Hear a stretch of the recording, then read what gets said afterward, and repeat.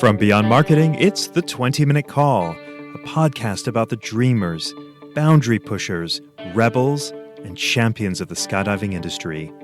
Each episode is a narrative journey highlighted by the highs, lows, and luck that the skydiving industry delivers, as told by the most influential people within the sport. If you've ever dreamed of becoming a skydiver, perhaps opening a drop zone, or becoming the next world champion, check out the 20-Minute Call hosted by me, James LeBarry. Today, I have the great pleasure of introducing Jay Stokes, a distinguished and highly respected figure in the skydiving community. Jay holds the Guinness World Record for the most parachute jumps within a 24-hour period, completing an astounding 640 jumps on September 8th and 9th, 2006, at the Greensburg Municipal Airport in Indiana.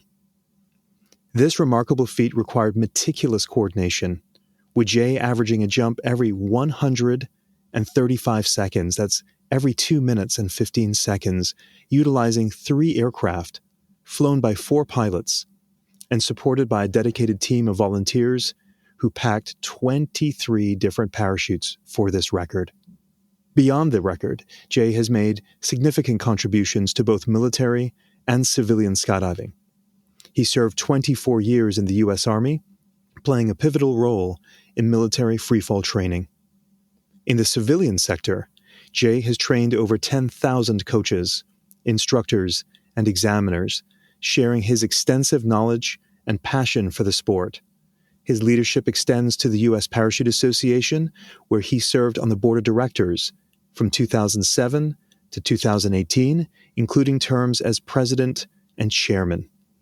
Jay's dedication to skydiving has been recognized with his induction into the International Skydiving Hall of Fame in 2018, honoring his outstanding achievements and commitment to advancing the sport. I am honored to welcome Jay Stokes to the 20-Minute Call podcast. Welcome, Jay. Thank you very much. How are you today, sir? Jay, I'm humbled and honored to have you, sir. You have my deepest respect. I want to comment to those listening that when I read you that introduction before we went live, you said, "I'm embarrassed." It's, you've achieved a lot, and I think that speaks to your humility. So all the more reason why I wish to speak with you today, because you do not tout your achievements, sir. Well, it is a pleasure for me to be here. It's a privilege. Jay, let's jump right into it. I'm going to start with the amazing record that we all know you for.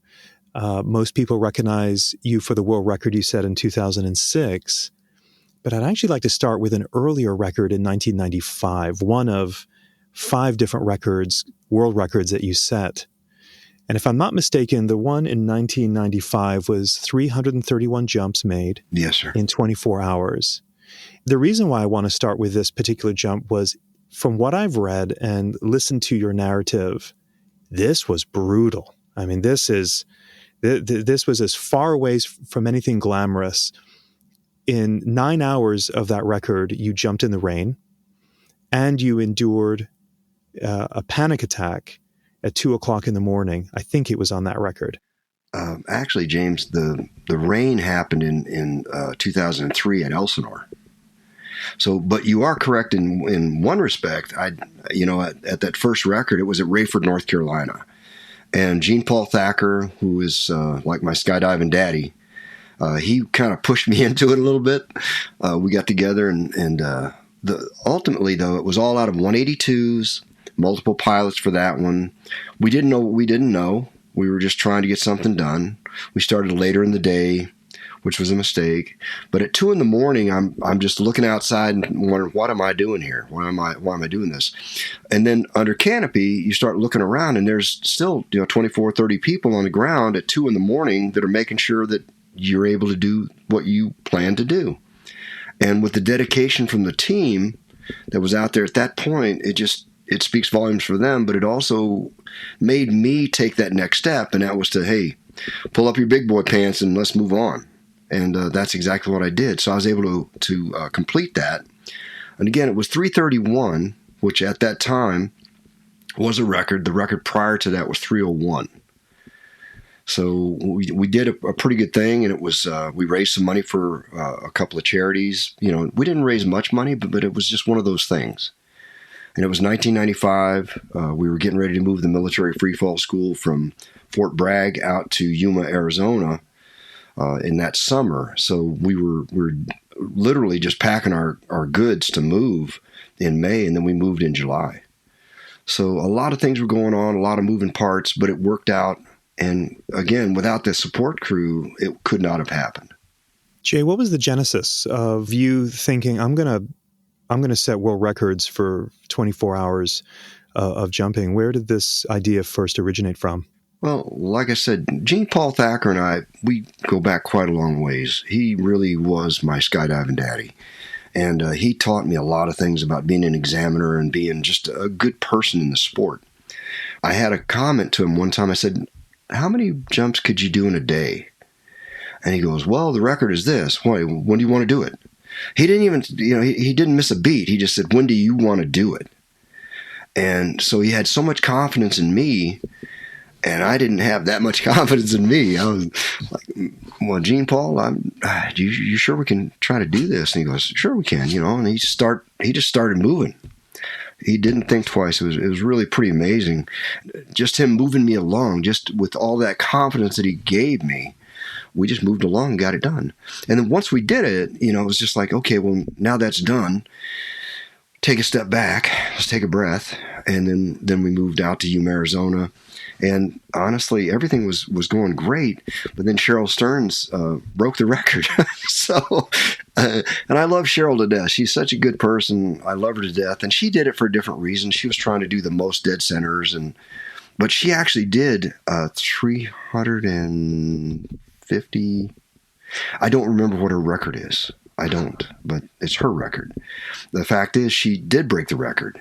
And my male ego wouldn't allow that. So in Arizona, I got with the freefall school in Arizona. We got better aircraft this time, more pilots, more airplanes, and we did 384. So we were able to break the record. And what's weird is when you do something like that and you see how everybody responds to it and everybody's excited about it, you've already got people, once it's over, saying, hey, you were really close to 400. We should probably go for 400. And so I said, you know what, let me take a break. Let me rest. So then 2 years later, we did, 476. Now, what boosted it from that number, 384 to almost 100 jumps more, was we went to a turbine aircraft. Because before we were just using 182s. So then we brought in Larry Hill's Porter, and I don't remember who the pilot was, and I should. I'm sorry. But they brought that aircraft in. We still had 182s. So here we have a Porter that's just banging out numbers really fast. And then we have a 182 to come in while the Porter's resting and fueling. And that worked out pretty good. That's why we were able to bump up to 476. But again, you look at that number and you go, oh man, 24 more jumps, we beat 500. And so people are already starting to talk about it. And I said, so now we're in 1999, and I'm getting ready to go to Chile for Ted Strong to do some training for his guys down in Chile. I said, look, I got to take a break, man. My body this is really beating me down. So I took a 4-year then. And then in 2003, I got with Carl Gullidge and Hamo and some of the other guys out at Elsinore. And he said, we'd really like you to do it here. California, because at that time Michael Zhang had broken the record. He'd made 500 jumps in Texas.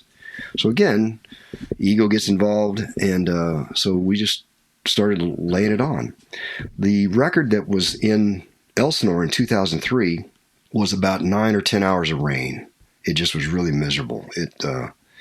That was the one that really, why are you doing this? You really want to keep doing this. But again, you see the support crew, the folks that are on the ground, they're moving, they're working. It's raining on them too. They're grabbing parachutes, taking them in to get packed. They're doing what they need to do. And I'm thinking, well, I got to keep going for them too. During that record too, we had 2 Porters, but one of them got damaged on one of the takeoffs. This is going to sound really weird. So here I have a Marine Master Gunnery Sergeant who's on the ground, nice guy, Rich is his name. He's trying to bring water out to me. Well, we had everything in place. He's just trying to do this as I don't know what you'd call it. He just on his own agenda. When he started to leave from the aircraft, it was already moving forward, so it hit him in the chest, the tail section. So the horizontal stabilizer was damaged. He took off. He dropped me. When he landed, he had to shut down. Then they noticed that the back rear stabilizer was loose, so he'd really damaged it. I'm surprised that it didn't, break his chest, but it didn't. We went down to one airplane, and we finished. We finished the next day with 534, so we'd broken the record again. At that point, I'm freezing. It's been raining. My hands are black because you wear your gloves, right? Take the gloves off, and all that dye from the gloves is in your hands. I'm shaking. People are around me. They're just trying to keep me warm. I'm probably a little hypothermic, but we did it, and the crowd goes crazy, and it's amazing what people do. Just friends. Most of those folks that work on those events are they just sign up for it.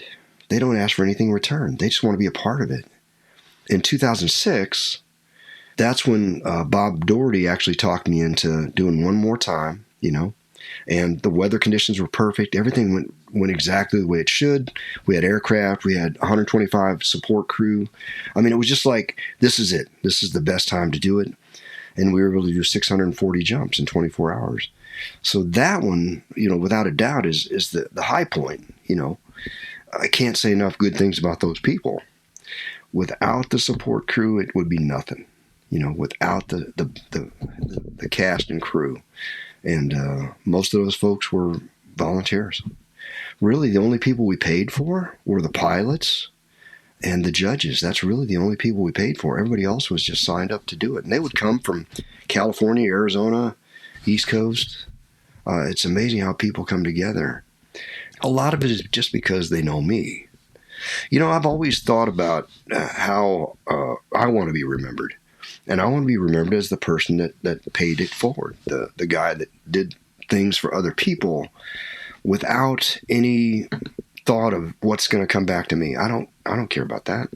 It's unconditional. It's just like the love I have for my wife. It's unconditional. Fortunately for me, she loves me. So it worked out okay. But yeah. If you're a DZO or DZM listening to this podcast and you're not using Burble, I've got a question. Why not? If the reason is price, what's the cost of your time? Other booking and manifest softwares are a one-size-fits-all.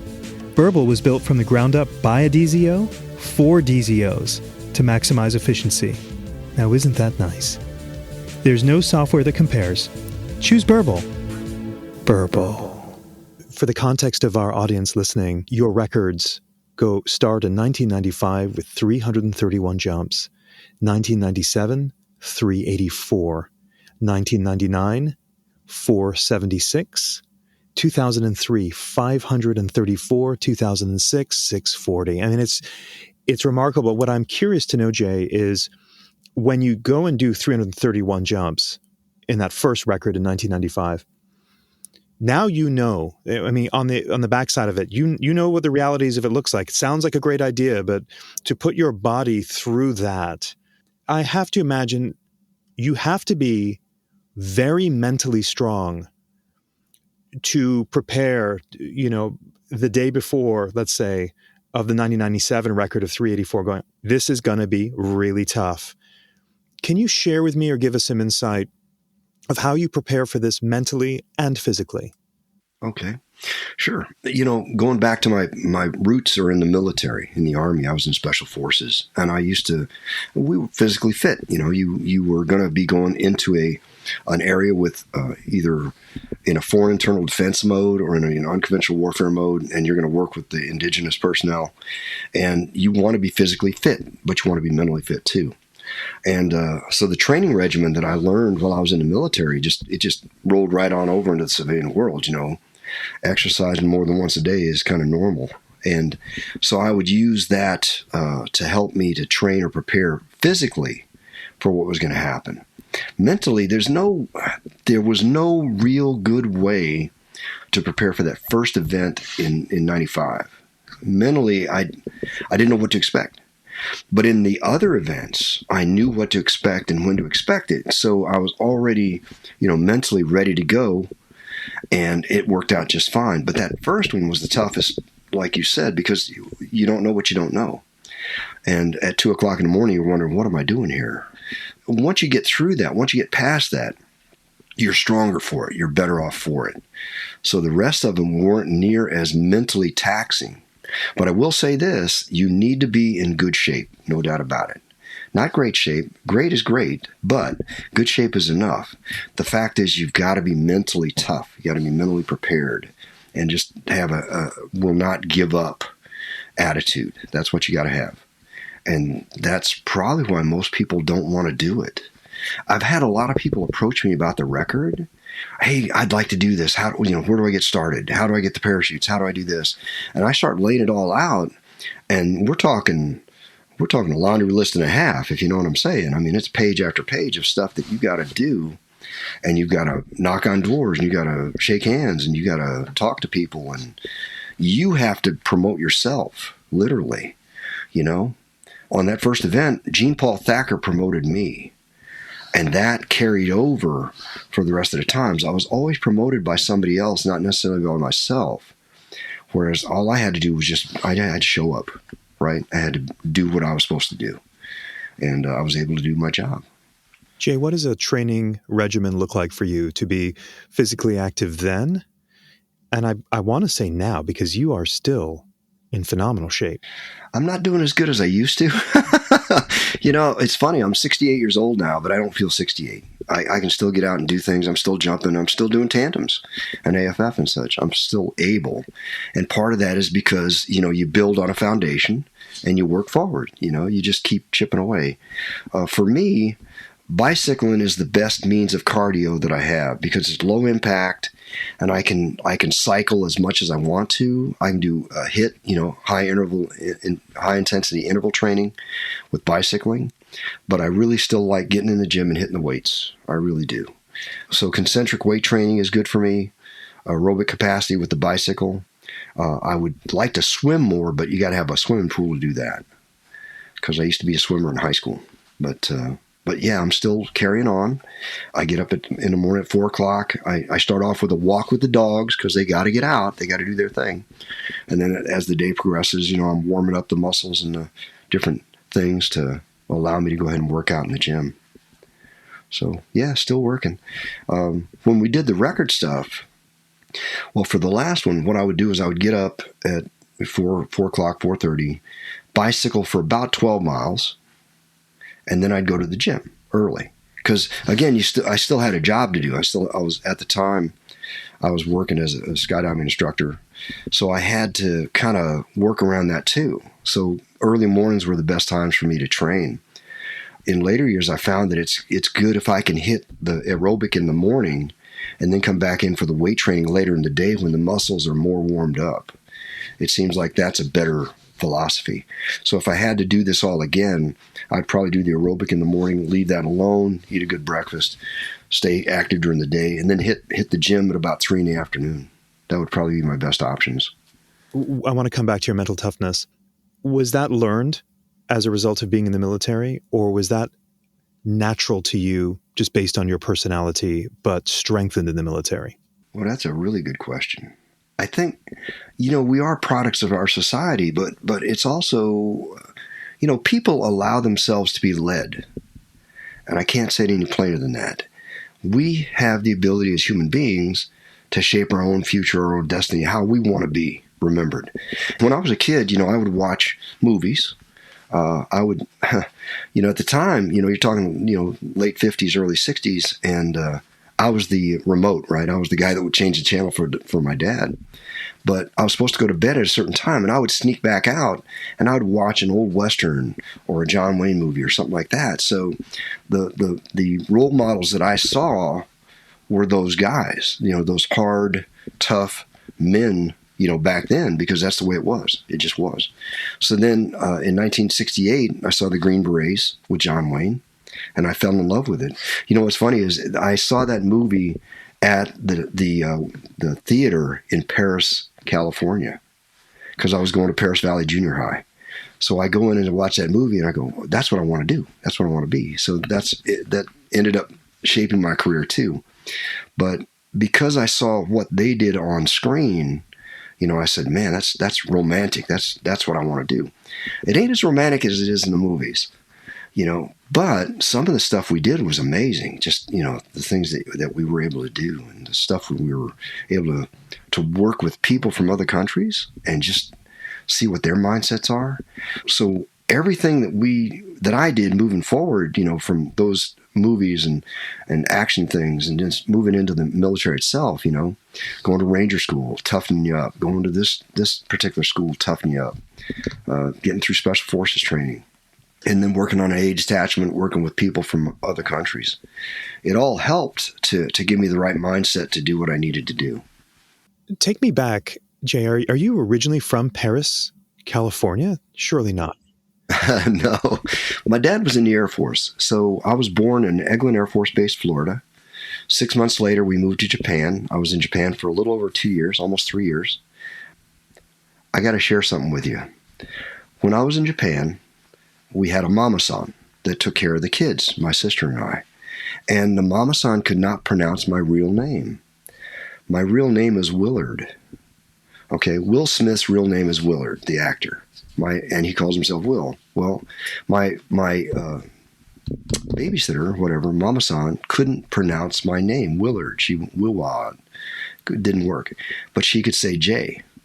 So that became my name. And I moved forward with it. And I kept that. So I always know when somebody wants something or needs something, they'll call me by my real name, but they don't really know me. The people that know me will always call me Jay. And but that's how I got the name Jay. Now, moving forward, we came back to the States. We moved to Missouri, moved to Oklahoma, moved to California. His last tour of duty was at March Air Force Base, which is right there near Paris Valley. And at the time, we were talking about 1965, 66 time frame that we moved to California, and our big thing was, hey, we're going to Disneyland, right? That's what we were thinking, Paul and I, my sister. But my dad ended up getting out of the military. He ended up going to Thailand to work a contract, and he passed away in 1971. So fast forward now, we moved from Paris to Long Beach, California. And then from Long Beach, in my junior year, I moved, this is really crazy, Long Beach Poly High School, 75% black school. We moved from there to Boise, Idaho, and there were no ethnic, there was, I think, one Native American in the whole school. So it was really, you talk about weird. To me, that was just crazy. But I ended up going to Boise, Idaho, graduated Capitol High School in 1974. 6 days later, I went in the military. And I just seemed like I never quit moving. Just never, ever quit moving. What did your mom do? What were her interests? She was a licensed practical nurse, LPN. So she would work at rest homes and such. In fact, when we moved from California, it was because it was just too high. In 1972, it's too expensive. Think about it now, right? So we moved to Idaho, and she had a friend that lived up there, and we moved into a trailer. We just we got through it, but it was because she could still work as an LPN in a rest home. And then I was doing odd jobs, trying to help keep up. And I was trying to go to school too. So it all worked out. And it was probably, looking back on it, it was probably good that we did that because, there's a lot of bad elements.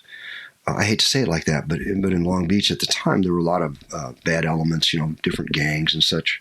So you either got with one group or another, but you didn't usually stay long by yourself, if you know what I'm saying. So it was probably good that we moved up there. It was kind of weird not having to be aggressive every day or get in fights every day, as it were. But it helped me out quite a bit. It really did. I was going to ask, what were you like as a kid? Were you a good student and pretty on the straight and narrow, or got a little bit of wildness in there? What were you like? Well, everybody does things when they're younger. We do things. We test the water, so to speak. Stole hubcaps. It's past the 10-year point, so I can't be arrested for that. But But on the other hand, I also, because of those movies that I'd seen earlier on in life, I said, I want to be a good person. I want to be somebody that people can look up to. I want to be a leader in my own right. And the only way to do that is to not necessarily walk the straight and narrow, but be prepared. There were occasions when I would step up and there's bullies in school. And I didn't get bullied, and I didn't bully anybody, but I would step up and help people out that were being bullied. So it didn't bother me too much. And I learned how to do other things. And would you say that mentality you sort of got from your family, would you say? I mean, that's a very mature mental outlook for a young person. Looking back on it, I mean, my mom was a good person. She did everything she could possibly do to keep us moving forward, and I love her to death. She passed away in 1986, but we had not a dysfunctional family, but it wasn't a Ozzie and Harriet, okay? It wasn't like that. My father would drink a lot, and it just wasn't a good environment. So I think that I became what I became in spite of, not because of. Hopefully that makes sense. In spite of the atmosphere, in spite of the examples, the role models I was looking at were not the people that were around me. It was in those movies and those other things that I could see. And in the late 60s, early 70s, I had a short haircut. I wasn't, and I'm in California, Southern California, usually people let their hair grow out and stuff. And me, I had a short haircut. I'd wear reasonable clothes. So yeah, I did try to stay on the straight and narrow as best I could. Did you know throughout high school that when you graduated, you were going to join the military? Was that always on your radar? Oh, yeah. No doubt about it. I knew exactly what I wanted to do and how I had a plan. I know how to get there.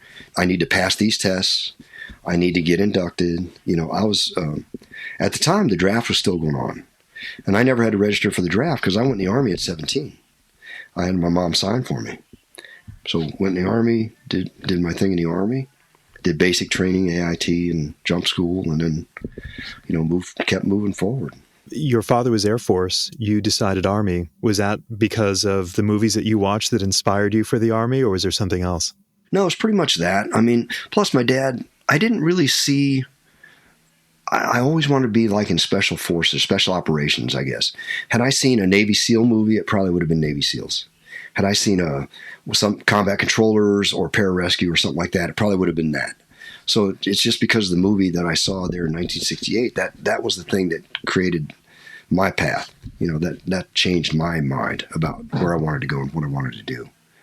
And James, can I share one thing with you? Please. My stepson, Julian, just graduated from Special Forces Q course at Fort Bragg. We were back there for his graduation, and he's going to 1st Special Forces Group at Fort Lewis, Washington. And he might go to an A detachment I was on up there. So it's kind of cool. 2nd generation, my legacy. So I'm just really happy for him. And you light up when you say that. I can't imagine just how proud you must be. He is such a good person, and he has a good mind. Very analytical, right? But he's going to do just fine. He really, really enjoys what he's doing. And I'm so happy. I'm just so proud of him. I really am. I'm proud of all my sons, okay? But I got to say, he's got it. Beautiful, beautiful. Following in your footsteps. Jay, when I think about Special Forces, I think elite, best of the best. What separates someone to be in Special Forces, not to discredit anyone else's participation in the military, but that's special. It's called Special Forces for a reason, right? I mean, it is unique. What is the makeup required for someone to thrive as an operator there? Okay, so just to make sure, so Special Operations Forces are, we'll say, Navy SEALs, Rangers, Delta, combat controllers, pararescue. There are a lot of Special Operations Forces out there. And that said, Special Forces itself were always the Green Berets, just so you know that.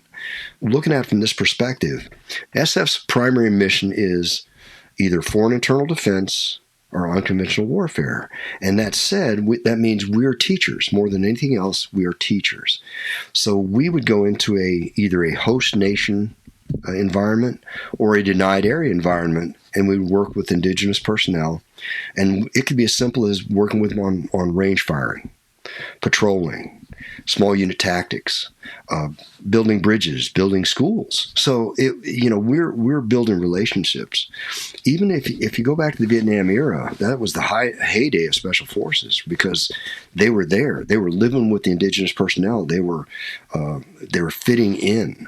They were learning their language, speaking their language, and making sure that the people were able to do what they wanted to do. The medics would give shots and deliver babies and things like that. So nation building, rapport building, whatever you want to call it, that's the primary mission of Special Forces. Can we do the other things? Can we do direct action? Yes, we can. Do we do it as well as the Rangers do? Probably not, but we can do it.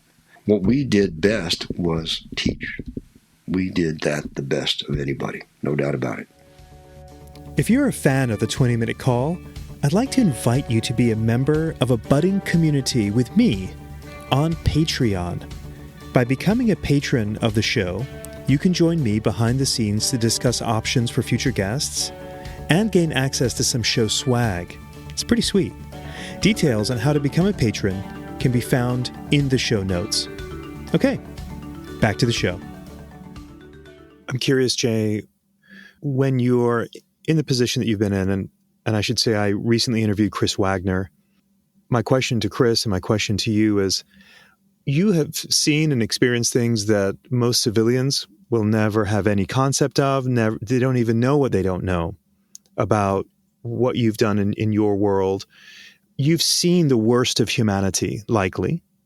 How does one come out of those experiences not feeling jaded, not feeling low, like, we're all living in a world that feels safe, but there's a lot of threats and there's a lot of people suffering and all kinds of things on a global scale that sometimes I think maybe we as American citizens living day to day don't really understand, maybe even a larger picture. So my question is, how do you square with that? How do you come out? I asked Chris, and his feeling was, he just has gratitude.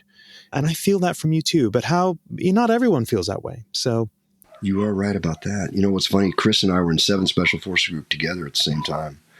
He was a few years behind me. I'm a little bit older than he is, but he literally went to a team that I had been on prior, 754. He went to the team later in the 90s, I believe. How do you get through it? It's very tough to go to a third world country and see the squalor, see how I'm going to use a name. Indonesia was an example. It was probably one of the dirtiest countries I've ever seen in my life. But the people there, they got through. They did what they did.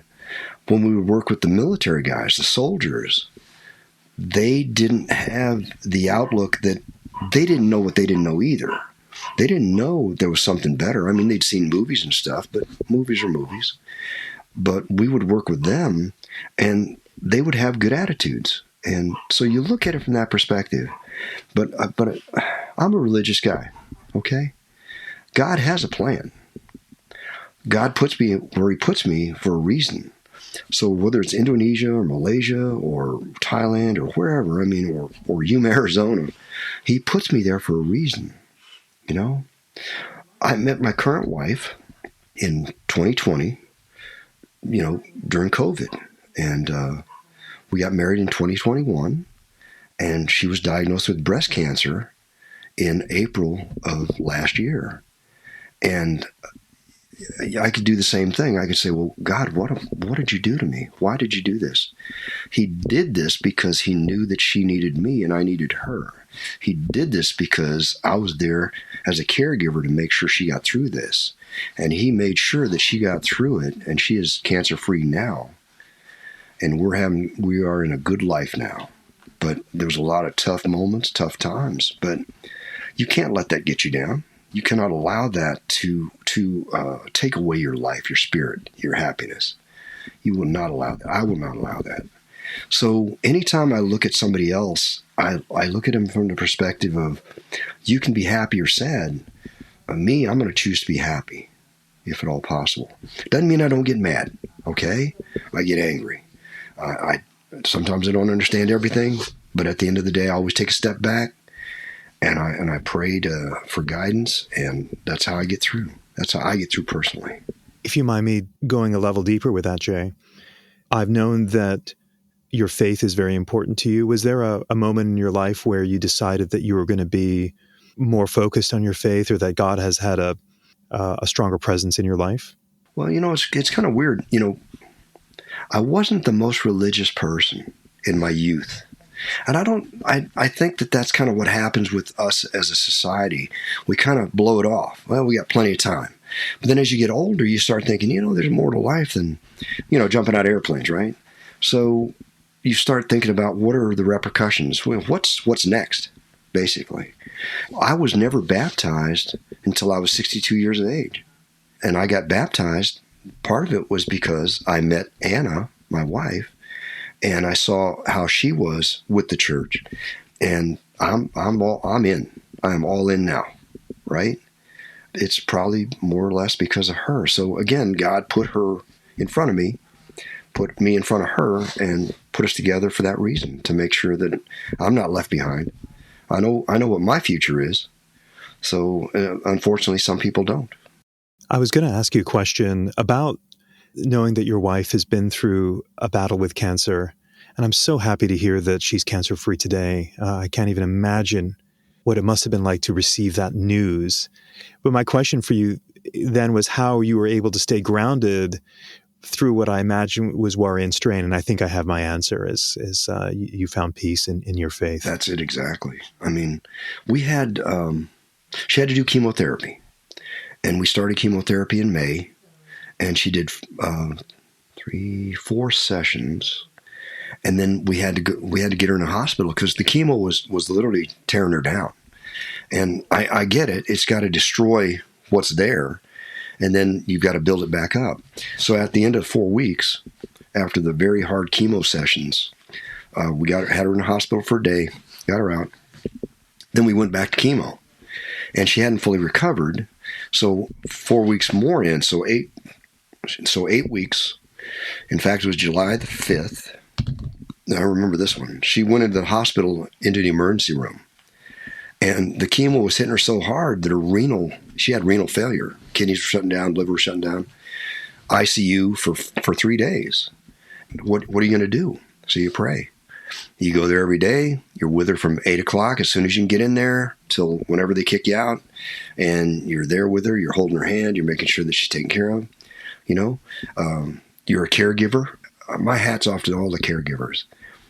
After going through that, I would never want to have that as a job, but I got to tell you, at the end, it's the most fulfilling thing you'll ever do. It really is. But because of what we went through, we had some very tough times, but we got through it together. I would also tell you that after her surgery in December, double mastectomy, and she came through the surgery great. Our pastor was with me. Him and his wife were both there with me while the surgery was being done. So they held my hand for that. And then after it was all over and I'm taking her home, now we've got to wait a couple of weeks, go back. I think it was 10 days later, we went back. The pathologist and the surgeon were both talking to us, and they said, hey, she's 100% cancer-free. And we broke down. And so that must have been such an emotional moment. We started crying. I mean, I am kind of an emotional person in a lot of respects, and that just, but it was happy tears, it was tears of joy. And so they left us alone for a few minutes, which was really good because, man, I'll tell you, I hate to see a grown man cry, but we got through that. And then she still has a little bit of chemotherapy to do. It's just a single dose of Keytruda, 3 more sessions of that, and we're going to find out tomorrow if we have to do radiation. But other than that, I mean, we're good. She's happy. We're happy together. She's starting to get back into more walking, more exercise. So, yeah, we're going to keep her around for a while longer. I love it.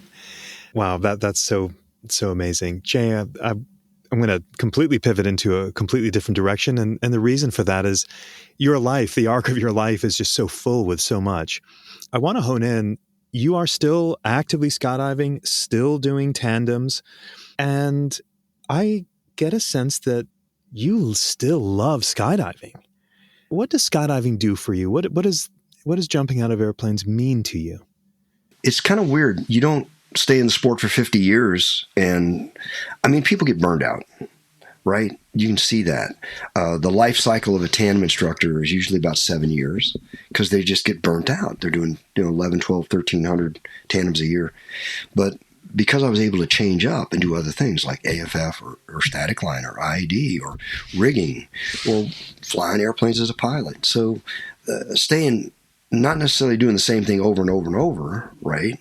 But you're doing jumps, but they're at different things, hop and pops, videos, competitions, things like that. So it keeps things working. Plus, the fact is, I train people, and I think that by itself would have kept me in the sport beyond everything else because I like seeing the light bulb come on in people. I enjoy when they get it, when they are able to achieve on their own. It's kind of funny. I always, when I do a tandem, and I love doing tandems, especially with Kim Noor, right? But when I'm doing a tandem, the customer, the person that I'm jumping with, I'm feeding on their energy, and they're going, "Oh, thank you for pushing me out of the plane." No, I didn't push you out. We got out together. Well, thanks for saving my life. I didn't save your life.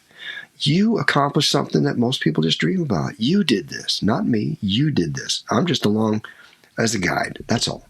Same thing with AFF. We want the students to have a good time, but we want them to know that they're being empowered too, right? My most favorite tandems are probably the special needs, the wheelchair dependents and stuff, because you're helping them to achieve something they thought could never happen. And that part really excites me because they're getting something out of it. And I'm feeding off that energy. I really am. But it's a good energy. It's a good feeling. Sure does. It's refreshing and a great perspective to hear. You mentioned Kim Noor. I'm just such a big fan of that lady. She recently did a tandem with you out at Skydive Elsinore, I think towards the end of last year. Special lady, for sure. Yeah, we got to jump the jet too. That wasn't videoed, but we got to jump the jet together too. So that was fun. So cool. I also want to mention that you're getting ready to go. I don't think a lot of people in skydiving know about Felicity, California, and the man that lives and owns that property in Jacques Estelle, and is someone that I just so badly want to have on this program. He's a friend of mine and someone that I deeply admire. He's D2 for skydivers that are unfamiliar with Jacques. But one thing that is remarkable to me about Jacques Estelle is he's 96, 97-ish years old, upper 90s, sharp as a tack. And his main thing is he swims every day. That he attributes his youthfulness to that. Reminds me, everyone that I speak with who are vibrant in older age are physically fit. They're taking care of themselves. But you're getting ready to go over to Felicity for a reunion event and bringing some tandems in, I assume. Of course. Yeah, we're going to be meeting up on about the 21st of March. It'll be a 3-day. The night of the 20th, we usually have like a little soiree, a little get together. But then the big deal is Friday, Saturday, Sunday. And then Kim will be there, a lot of different people. Jacques, of course. Now, just so you know, Jacques, I just was out there on Saturday to visit with him and Felicia. And he is not doing as well as you might think. He swam one time in the last 3 weeks. He's having trouble getting up and down the stairs. So he's not doing as well as he used to. His health is definitely going down.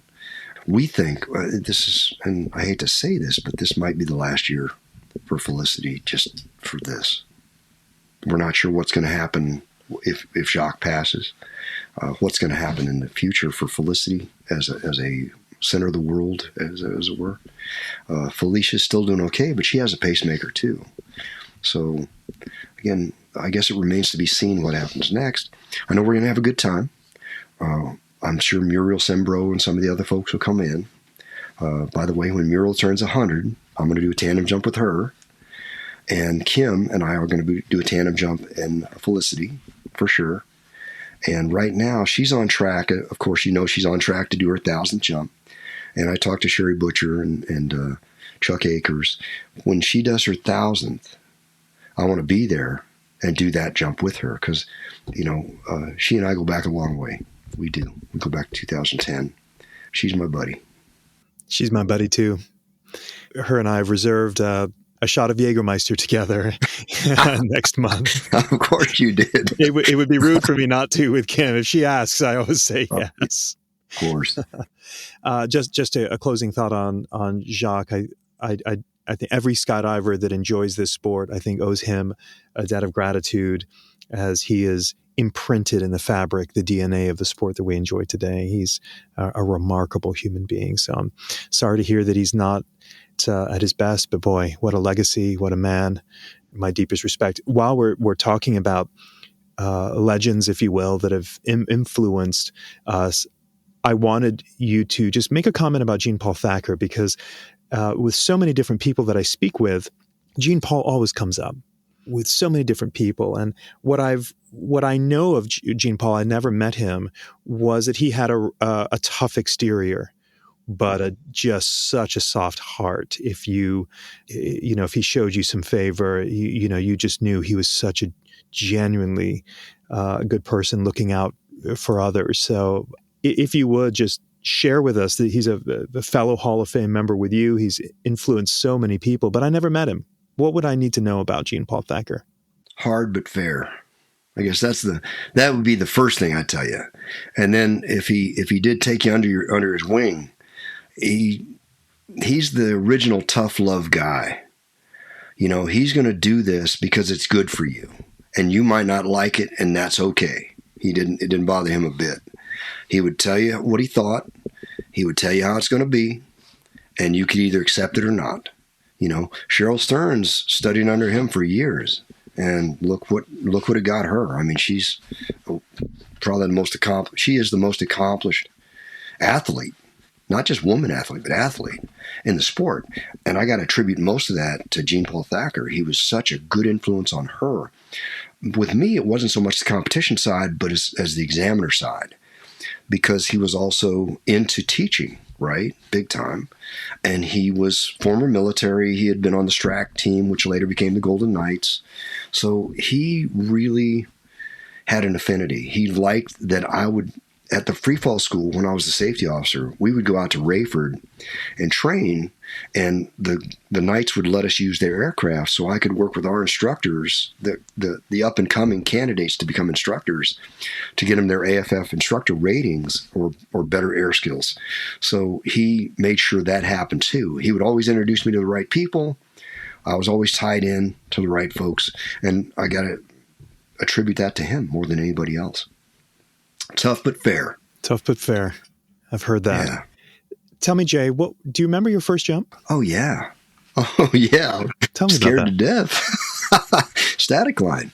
I was wondering what I was doing up here. What was funny though was my first jump was actually in jump school, right? Because I didn't have enough money. I was too young. Didn't have enough money at the age of 17 to get to a skydiving center, right? To go to Elsinore, because it would have been, or in Idaho or wherever I was. So my first jump was actually out of a C-130, and so it was static line. But then I went to Fort Bragg, and Fort Bragg had 3 parachute activities, so you could join 1 or 2 or all 3 if you wanted to, and then you would be trained again to do it differently, because obviously the body position you use to get out of a C-130 is different than the body position you use to get out of a helicopter or another aircraft. It wasn't as traumatic, the first free fall jump that I did, as it was for me to do that first static line jump, because I was already over the fear of being, low to the ground and this and the other thing. But ultimately, what I remember the most about the first free fall jump was the freedom. Just that you are in control of your own life at that point. You can pull the ripcord or not, because at the time we're using ripcords, right? And what a thrill. What a huge thrill. And it was like, as soon as I did that, I said, this is what I got to do. This is it for me for the rest of my life. That's so far so good. That sensation didn't come on that first C-130 static climb, though, I take it. No, it didn't, because you're 1,250 feet. You're looking down. You got a rope, static line attached to an anchor point, and this guy's pushing you out the door. I mean, at the time, they were pushing you out the door. Okay, but the second jump, third jump, fourth jump, static line was much easier because, again, the guy pushed you out the door. No problem. It's easy then. But some good times. Good times. I think, honestly, James, I was more afraid of the 34-foot tower. Okay. The 34-foot tower, again, it's 34 feet. It's got a side door. You're hooked up literally on risers, but it's on cables and stuff. It's okay. Think of a zip line, right? And think about guys doing the zip line for the first time. It's that way. I mean, what if this thing gives way? What if it releases? What if it detaches? What if? So I'm in the door, and you had to sound off with your roster number, and you're saying, okay, left door, blah, blah, blah. And he goes, okay, go. And I go, and I fell out. I probably went into a fetal position, and I'm just like, not crying, but I'm just like, oh my God, what am I doing? You get to the end of the thing, they disconnect you, you come back up, and they go, that sucked. Roster number such and such, you suck. You got to suck less, do this, do that, do that. So then we go back up and do it again. So, but I was probably more afraid of having something detach and me hitting the ground from 34 feet and not doing a very good PLF and breaking myself than I was out of the C-130, because you knew something was going to happen. Oh, what a great story. As you were saying it, I was just trying to visualize a young Jay Stokes at the top of the tower going fetal. This podcast is sponsored by Beyond Marketing, the digital marketing agency for the skydiving industry. Now, I'm not a fan of lots of ads during a podcast. I mean, who likes ads? So I'll stop talking about how marvelously wonderful Beyond Marketing is. But if you're curious about what the amazing people at Beyond Marketing do to help drop zones and manufacturers thrive, then you should check out their website at dropzone.marketing. That's dropzone.marketing. Have you ever thought, Jay, wow, look how far I have come? What an arc to a career from those early days, the young Jay Stokes that entered the military at 17, now on the other side of that at 68. Do you even ever reflect on the career that you've had, both military and civilian? It's extraordinary. Sometimes I do, and I think these are really good days. These are really good times. It's funny how the mind works. It does partition off a lot of the bad times, because there were a lot of bad times, a lot of tough times. But on the other hand, the brain does what the brain does. It partitions off some of those. And every so often I'll link up with a former buddy, a detachment guy, that I served time with. Like, I knew Chris when he was a private, right? And he was a combo guy. He was going through training group. We had a really good friend named Leroy Frank. We all would go out to the drop zone, at Sicily or wherever, we'd be jumping and stuff. So that's the good times. The times at the Green Beret Club at the end of the day, you're drinking beer and you're having a good time. Or the time we were in Las Vegas with PIA or not PIA, with the board of directors, or the times in Reno, or the times in Daytona Beach, or whatever. It's really kind of sad. I can't go to the PIA this year. This is the first time since 1993 that I won't be at a PIA. But that doesn't mean I'm getting out of the sport, okay? I'm still going strong. I'm sorry that you won't be there. You certainly will be missed, Jay. How many jumps do you have now? I'm just shy of 28,000. I'm kind of holding off, because what I want to do is when Kim does her 1,000th, I want to do my 28,000. That's kind of what I'm holding off for. I'm not averse to jumping, of course. But if I can't, it would be very difficult for me to do, say, 1,100 jumps in a year to get to Kim at the end of the year. But it's going to be easy to make another 100 jumps or so before she does her 1,000th. I think in November, October. That's what we're looking at. She's 200 and something shy, I think. So we got to make sure that she gets there. I think she's one of the best ambassadors going for skydiving right now. I mean, everywhere she goes, it's like she's the Pied Piper. I mean, she just brings on believers, going, whoa, this lady is just so extraordinary. Did you ever have a desire, Jay, to be a member of the Golden Knights? I thought You were around all those guys. I thought about that, and it's really kind of funny. But if I did that, then I couldn't do the other things that I wanted to do. It's just like Delta came out in the early '80s, and I didn't go there because I wanted to learn my job better on the 8 attachment. You make choices, just like I became a warrant officer, and I was one of the first 12 warrant officers in Special Forces. And I did that, which closed a couple of doors, right? I couldn't go to certain units because they didn't have positions. But on the other hand, it opened up other doors. So, we make choices and we move forward. I don't regret anything that I've done. I don't. I think that if I had it to do over, I do think that I would do a couple of things different. But then again, would I be the same person? Probably not. So maybe I better leave that alone. I'm not going to try time travel, okay? Jay, I have to share the story. One of my earliest memories in my life was when I was 4 years old. And I am originally from a small island in the Caribbean called Antigua. Oh, okay. Sure. And Antigua is not far from Grenada. My grandfather was born and raised in Grenada. And during the Grenada invasion, due to the coup that was happening there in, I believe it was 81, my family owned a small, really it could be best termed as a businessman's hotel, established by my grandfather in the 1950s. And this is obviously well before tourism, but we were sort of a station point, Antigua was, for the Green Berets while the coup was happening in Grenada and, military forces were coming down. And that was one of my earliest memories is the Green Berets staying at our family hotel. That's amazing.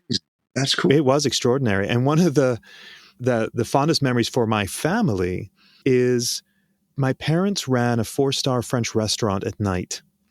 The soldiers were in the restaurant having dinner, and my father was informed that a 4-star general would be attending dinner that night.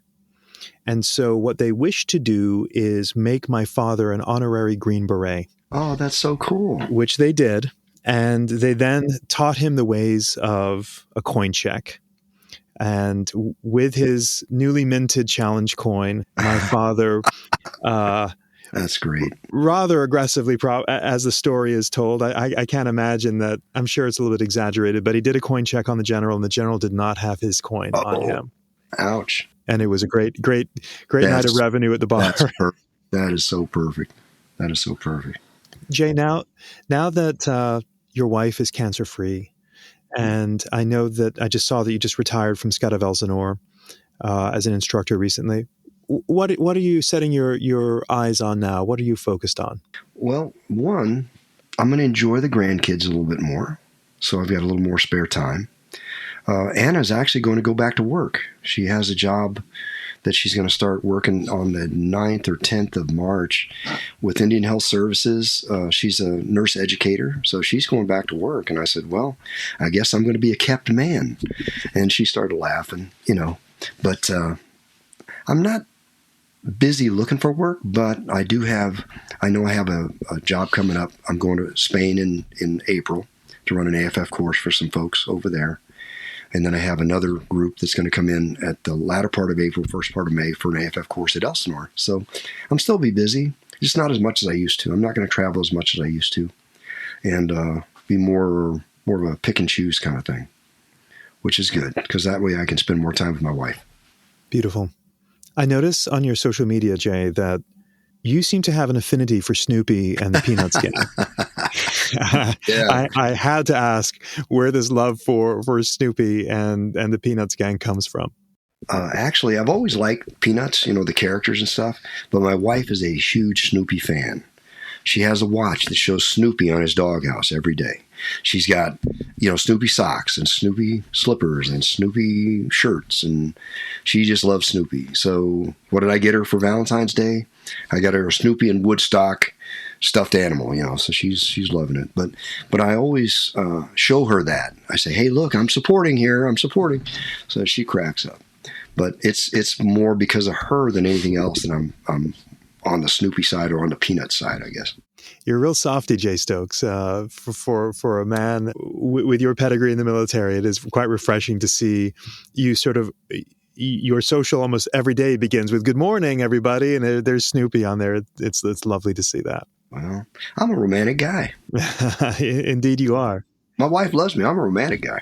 So, indeed. Final question for you, and I ask all of my guests this, is I'm always intrigued to know about crossroads moments in people's lives. How I define that is where we make a decision in life, where you're presented with an opportunity or a decision where if you say yes to it, it might not seem like a major thing to have said yes to that, but it completely changes the direction of your life path. Conversely, if you say no to it, you get the same result. Or perhaps you meet someone just randomly, and that meeting ends up being a person that significantly influences your life. And had you not said yes, or had you not said no to that decision, or had you not met that person, it is likely that you and I are not speaking on this podcast right now today. Is there a moment that comes to mind when I share that? there's probably more than one moment, honestly. Because it's not just about starting. Like I could use, again, Gene Paul Thacker as an example. He's the one that really pushed me to do certain things in the sport.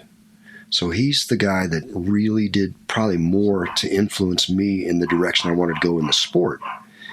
The guy that influenced me the most to do what I did in Special Forces and in my military career, was Ronnie Knight, my first team sergeant. He's the guy that, so there's my crossroads for that, making me make the decision. Hey, I'm not going to go to the Golden Knights. I'm going to stay here with Special Forces and learn my job better. And then I warrant officer program. Well, it's new, it's fresh. I can do this and do that. Meeting my wife, the crossroads. I had to divorce my last wife to be able to meet my current wife. So again, it's a crossroads. You can either live with things the way they are and accept it and just be miserable the rest of your life, or you can say, we're done here and just move on. So by being done in that past life and then moving on, I meet Anna years later, and all of a sudden everything's good again. My daughter-in-law, Kathy, she looks at Anna and she goes, "What did you do to him? He's so much nicer. He's got patience. He's easier to be around. He's a changed man. What did you do?" And all she did was just be herself. She brings out the best in me. She really does. So that's the best crossroads I could have ever got. I hope that I'll be able to meet your wife sometime. She sounds like an amazing lady. She is, no doubt. Jay, you're a gentleman, sir. It has been a true honor spending the last hour with you. We didn't even go to the level of depth on some of the things that you've experienced. I would love to have you back for another episode in the future. But this has been such an enjoyable time for me, and I know for the listeners of this podcast. So thank you for your generosity of time. And I should mention that I feel that the greatest gift anyone can give you is one's time. So thank you for that. Well, thank you very much for having me on. And again, it's been a privilege. It's been my honor and privilege to just be a part of this. Thank you. And James, keep doing what you're doing because it's making a difference. Thank you, sir. I take that to heart. Yes, sir. Hey, everyone. Thanks so much for listening to the 20-Minute Call podcast. Please do follow us on your podcast app so you always have the latest episode, which is released every Monday. If you want to contact the team, our email address is podcast@beyondmarketing.xyz. This episode was edited and engineered by Garnet Znydrick of the YouTube channel Blue Skies Fun Days. Thanks for listening, and join us next week for our next episode.